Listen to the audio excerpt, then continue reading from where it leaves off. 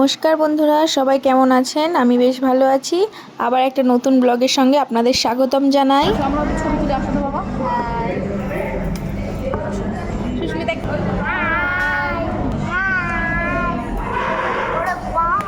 অনেক মান অভিমানের পর বর নিয়ে চলে গিয়েছিল কেএফসিতে। উদ্যোগটা ছিল সুস্মিতার প্রীতমদার, বাট আজকে কোথাও বেরোনোরই ছিল, যেহেতু বর নিয়ে যাবে।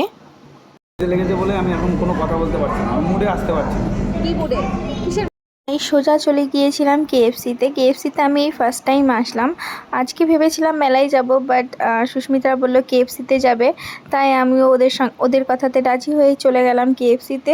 বেশ সুন্দর সুন্দর খাবার খেয়ে নিলাম, আর জীবনে আরও একটা ছোট্ট আশা পূরণ হলো। এই যে একদিন পাচ্ছেন কেএফসিতে আবার গিয়ে নিয়ে আসতে হয়।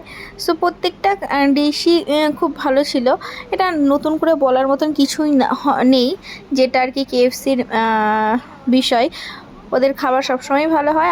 আমি যদি বা ফার্স্ট টাইম ট্রাই করলাম, আর আমি বলে রাখি আমার ছেলে বার্গার খাবে বলেছিল, বাট একটুও খায়নি।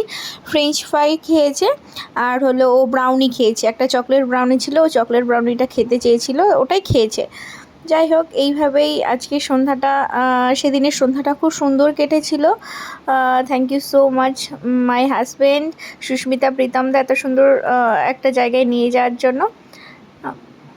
আর আমি এমনিতেও যা যাই চাই আমার বর সবসময় সেটা পূরণ করারই চেষ্টা করে। একটু দেরিতে করে, বাট করে।